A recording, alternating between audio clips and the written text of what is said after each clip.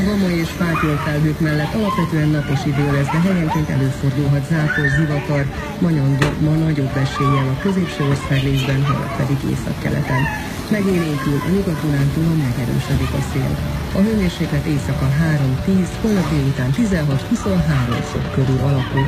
Holnap tehát még marad az enyhe idő, a hétvégén viszont jelentős lehűlés várható. Közlekedés. Továbbra is több kilométeres a torlódás az M5-ös autópályán Szeged felé a 25-ös kilométernél útépítési munka miatt.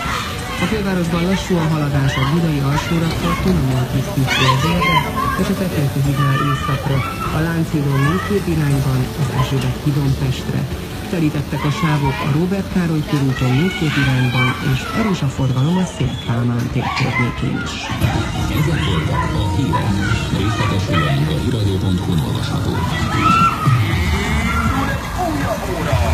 Ez az egész úton hazafelé Szilágyi Zsolttal. Üdvözletem, kellemes délutánt kívánok mindenkinek, a hét negyedik napja van, csak óvatosan az utakon 0 30 30 33 180 az a Petőfi SMS száma. Várom a közlekedési infókat, és már is kezdődik a napi 10-es. Ma a 10. helyen köszöntjük Endük János zenét, induljon a Fresh House. Napi 10-es.